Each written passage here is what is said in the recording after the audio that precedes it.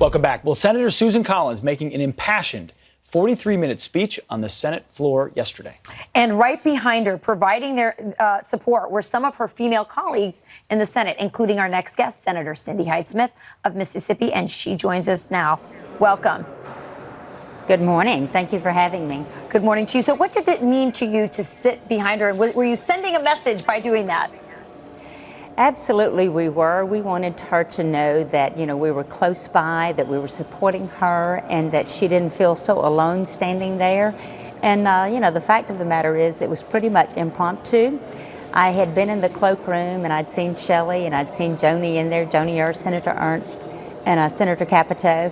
And we had decided to walk out on the floor to be with her.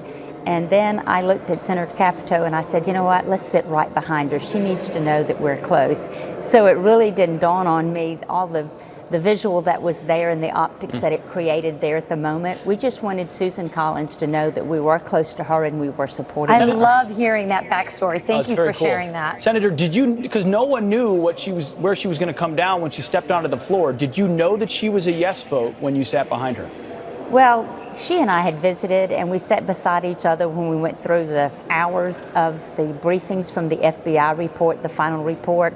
So, after going through that final report with her, I felt very confident where all of us would be, because it was pretty obvious, when we got that final report, it was clear and it was convincing.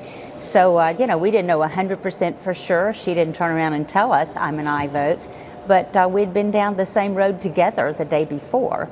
And so, I knew that she needed the support, because that's pretty tough. This has been a pretty tough week, especially for females here. You have the protesters screaming at you, and, it's just so many stories out there that one has nothing to do with the other. This was about Judge Brett Kavanaugh. This was about the certain circumstances there.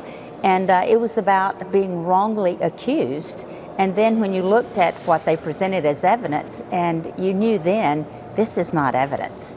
And we certainly believe, Judge Kavanaugh, that none of this ever happened. Yeah. And so it was clear that we wanted to be there to support her. I very quickly want to get your reaction to a tweet that came from the Women's March, is the large group organizing all those protesters that have been chasing after y'all all week long. But this tweet with Susan Collins' picture, and it says "rape apologist" on it. Here it is. We've got it up on the screen now. That was your reaction to that. Well, they've been screaming at me the same thing. How can you support a rapist?